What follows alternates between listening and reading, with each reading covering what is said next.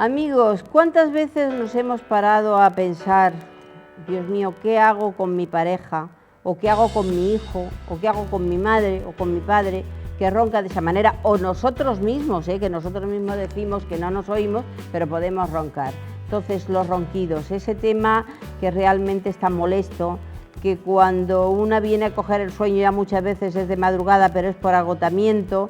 Pues bien, de la mano de la doctora Maíz, con este apartado tan importante que es el sueño, que lo hemos tocado otras veces en este programa La Fuente de la Vida, queremos traerles soluciones para los ronquidos, ya le digo, de la mano de la doctora Mónica Maíz. Doctora Maíz, muchas gracias por estar en un nuevo programa de La Fuente de la Vida con temas sumamente interesantes y además yo creo que reparadores realmente de la energía vital. ¿Cómo estamos? Muy bien, encantada de estar con vosotros otra vez.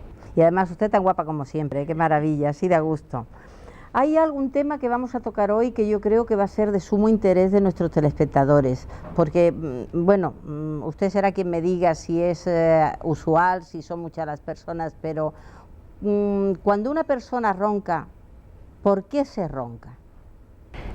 Es bastante importante decir que casi el 90% de la población ha roncado en algún momento de su vida, no es que sea roncador habitual, porque todos, y me incluyo yo, he roncado, por ejemplo, con un resfriado. ¿Y por qué? ¿Por qué roncamos? Pues cuando estamos despiertos no roncamos, nadie ronca viendo la tele con los ojos abiertos.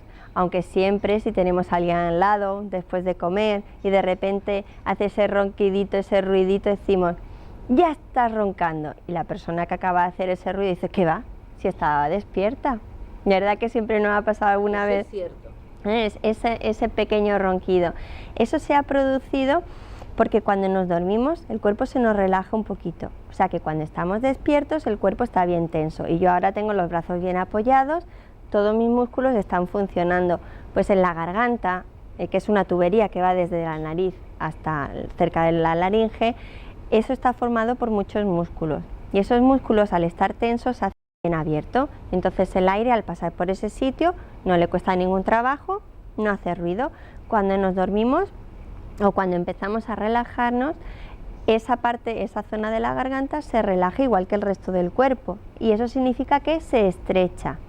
Entonces hay un grupo de personas que se les estrecha más de la cuenta y el aire al pasar por ese sitio hace ruido y ese ruido es el ronquido, el ruido que hace el aire al pasar por un sitio que es más estrecho, como si fuera una flauta. Y hace ruido al entrar el aire y hace ruido al salir el aire. Eso es lo que llamamos en medicina un ronquido benigno. En medicina llamar benigno a algo no es que sea bueno, sino que no es malo y no es malo para el que ronca. Pero claro, ese ruido es una alteración para el resto de las personas que tenemos al lado.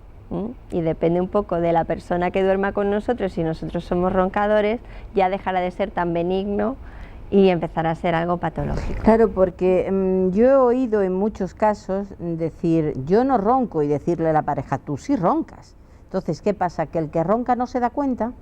El que ronca normalmente, salvo que sea ese momento, exacto, al principio de la noche o sentado, relajado, no se debe dar cuenta del ronquido en sí. ¿No se despierta? De hecho es curioso porque hay pacientes que pierden algo de audición y lo pierden porque se acostumbran, es como los obreros que trabajan con las taladradoras de los percutores, que si no se ponen esos tapones especiales pierden audición. Pues los roncadores habituales y un ronquido muy intenso hace que se le hace una audiometría, que es la prueba para ver la audición, no la pierden y se dejan de escuchar un poco, pero claro, el resto no lo pierde y le sigue escuchando. Es importante distinguir ese ronquido que he dicho, que nos reímos un poco de él, pero la verdad que es algo molesto para la pareja, como he dicho, del aire que entra, el aire sale, del ronquido, que ya es diferente, ya es diferente, es un ronquido mucho más intenso, el aire le cuesta más trabajo pasar hasta que llega un momento que no pasa porque se ha estrechado totalmente la vía aérea y durante 10 segundos, 20 segundos, incluso un minuto, el paciente no está respirando. Y la pareja te dice, mi marido ronca, ha roncado toda la vida, desde que nos casamos ha roncado. Ahora el ronquido parece que sube mucho de tono y de repente se para, hace una cosa muy rara con la barriga, como si se estuviera ahogando, tiene un resoplido, un cambio de postura, incluso me da una patada, se pone de lado y empieza otra vez a roncar. Y además la pareja, cuando te viene con ese problema, no está diciéndote mi marido ronca, me molesta, está diciendo uy, siempre había roncado y la verdad que sí que era molesto, pero ahora me da miedo, ahora estoy preocupada. Y doctora, cuando se queda sentado en cualquier sitio, ya sea comiendo, viendo la tele, incluso conduciendo, tiene que pararse, porque si no se queda dormido. Esta es la diferencia que me gustaría hacer es importantísimo. En este caso, ¿no? O sea, estamos hablando en un primer caso de un paciente que ronca y el aire entra, el aire sale, pero esa persona ni sabe que ronca y se levanta por la mañana con una sensación de haber dormido totalmente normal, de estar descansado, del paciente que ronca mucho, que además se ahoga durante la noche, que hace esas pausas respiratorias y que durante el día, en situaciones aburridas, no digo trabajando, porque en una actividad que sea intensa o sea de prestar atención es difícil que te duermas, pero sí en el momento que uno no le presta atención a lo que está haciendo, se queda dormido. Y efectivamente hay muchos pacientes con este problema y habría que estudiarlos y valorarlos. Es decir, que los ronquidos, según, si no he entendido mal, hay distintos tipos de ronquido. ¿Cuándo se debe tener más en consideración el ronquido como peligro? Como peligro para la persona que ronca, debemos tener en cuenta siempre si el ronquido es continuo o si se para. Y eso no lo puede saber el paciente que ronca. Siempre, además en consulta, siempre decimos que debe venir con alguien que le haya escuchado durante la noche, porque normalmente las pacientes que roncan son hombres, suelen ser hombres de más de 40, de 50 años. Y no porque yo sea mujer, no me gusta decirlo así, pero sí que son más reticentes a explicar lo que les pasa, ¿no? Y entonces ellos niegan que roncan, ellos niegan que tengan sueño durante el día. Y por eso necesitamos de la pareja para que nos diga, pero claro que sí, Manolo, ¿no te acuerdas que cogimos el coche para ir a 200 kilómetros y tuviste que pararte a la mitad? Porque eso puede ser peligroso, ¿no? Hubo hace tiempo una campaña de la Dirección General de Tráfico haciendo un poco hincapié en esta patología que se llama, que no la hemos llamado todavía por ningún nombre, es el síndrome de apnea obstructiva del sueño. En medicina, síndrome significa un conjunto de signos y de síntomas. Pues la persona ronca, el ronquido no es continuo, se para, hace estas pausas respiratorias, estas apneas durante la noche cuando duerme y durante el día tiene sueño, tiene somnolencia diurna. Pues esta patología ha sido causa de muchos accidentes de tráfico en personas que se levantan por la mañana, teóricamente han descansado 8 horas, han cogido su coche y a las 10 de la mañana se han quedado dormidos y han caído a la cuneta, han provocado un accidente.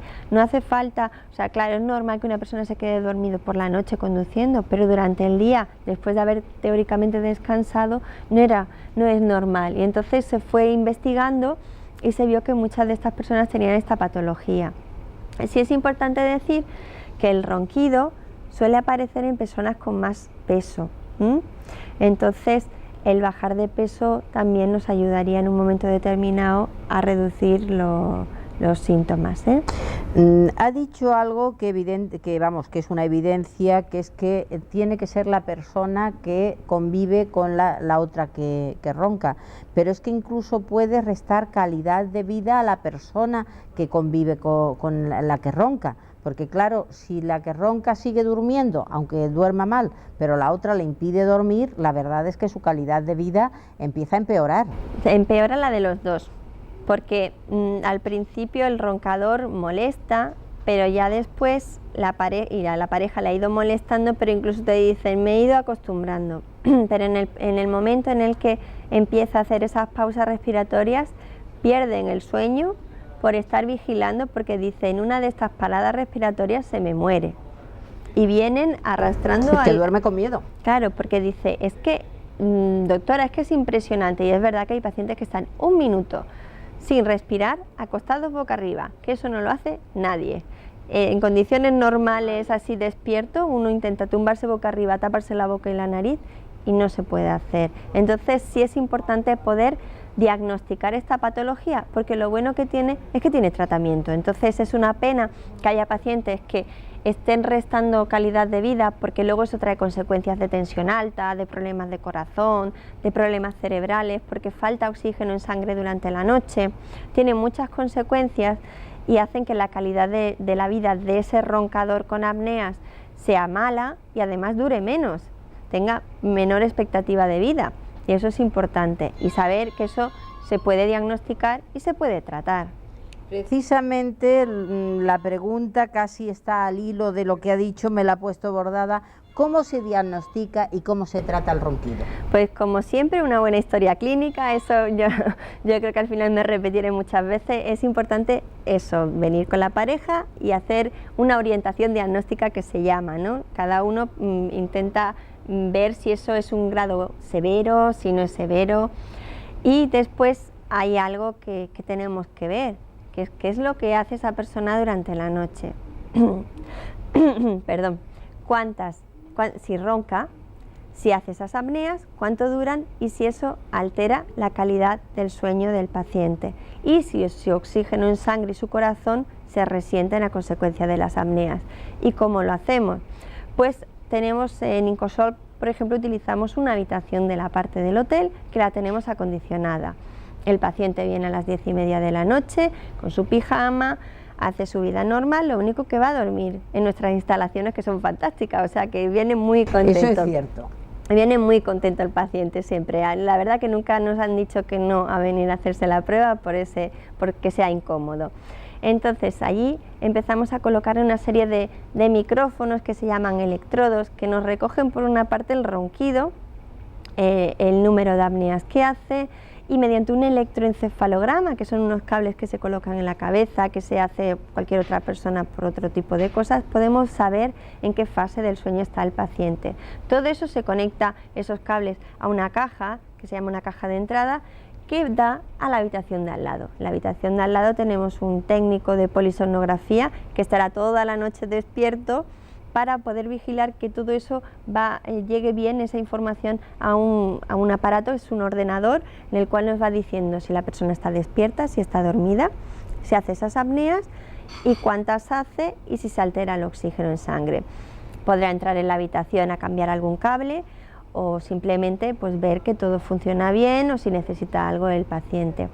Al día siguiente, a las 8 de la mañana, el paciente se va a su casa y al día siguiente se vuelve a leer todo el trazado, nos leemos toda la noche todo lo que ha hecho y podemos cuantificar las apneas que ha hecho y los eventos que ha habido, y podremos decirle al paciente, pues mire, usted se acostó a las 11:30 de la noche, se levantó a las 8, pero ha dormido solamente 7 horas o 6 horas, de estas horas que ha estado dormido ha hecho 100, 200, incluso 300 apneas, mínimo de 10 segundos cada una, y su oxígeno en sangre ha estado en un 80%. Y eso es un riesgo, evidentemente.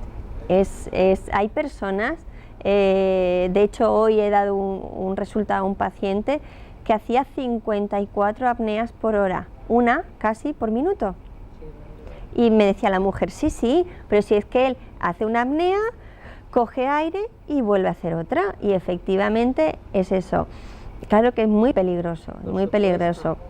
Y el paciente lo único que siente al día siguiente es que tiene sueño, pero no siente nada más, no nota nada hasta que no pasan muchos más años. Lo bueno que tenemos es que en esa misma prueba, incluso en la misma noche, podemos hacer el tratamiento, que como hemos comentado antes, el problema de la apnea es que hay una obstrucción en la garganta. Hasta ahora mismo, que no sé si lo podré decir dentro de 2 o 3 años, no hay ninguna medicación, hay una en estudio en Estados Unidos para este tipo de problema, pero ahora mismo la solución es mecánica, es como cuando no vemos nos ponemos unas gafas, ¿no? Pues en este caso hay que colocar una mascarilla en la nariz que nos va a dar aire, no es oxígeno, a una presión determinada, y lo que hace ese aire es abrir la garganta y el aire entra y sale. Y en la misma noche podemos graduarlo con todos los cables que tiene y decir, pues mire, le vamos subiendo la presión y vamos viendo que deja de hacer apneas. Y el paciente, aunque esto parece que es incomodísimo, porque claro, seguro que se habitúa. Dice, bueno, yo me voy a dormir con esto, estamos hablando de pacientes que duermen, se duermen en cualquier momento, o sea que no tienen problema para eso, y al darle ese aire y abrirle la garganta y dejar de hacer apneas, tienen lo que llamamos nosotros rebotes, o sea, aumentan su porcentaje de sueño profundo y de sueño REM, de la fase de las ensoñaciones, y eso es porque están descansando, y se levantan y dicen, ¿dónde me compro este aparato? Que yo he dormido como nunca, he dormido descansado, me encuentro fantástico, con una vitalidad, y entonces eso hace que nosotros no tengamos que insistirle al paciente en que se ponga ese tratamiento, porque se lo va a tener que poner todas las noches. El paciente sale contentísimo y dice, yo me voy de viaje y lo primero que hago es mi bolsita del CPAP, que se llama ese aparato, y con esto me lo llevo, bueno, hasta Kenia, que me fui de safari, me dijo una vez un paciente, digo, bueno, ¿y dónde lo enchufo? En un transformador, una cosa, dice, con cualquier cosa me conformo. Y es que se lo llevan porque se encuentran muy bien, y eso es lo bueno, que aunque es una patología que es grave, se arregla, porque no se cura, se arregla al 100%. Ha dicho una palabra y no quiero dejarla en el olvido porque nuestros telespectadores seguro que ha despertado su interés. ¿Por qué tenemos ensoñaciones? ¿Por qué soñamos? Pues la verdad que eso no se contesta al cero. Sí que se ve que se necesita esa fase de las ensoñaciones. Yo creo que será un poco por dar rienda suelta a nuestra imaginación. Puede ser por... ¿Es nuestra propia creatividad? Sí, porque de hecho hay algunos tratamientos que anulan esa fase del sueño. Hay pastillas para dormir que evitan que uno tenga esa fase de sueño, y las personas son más reacias luego a tener más creatividad, ¿no?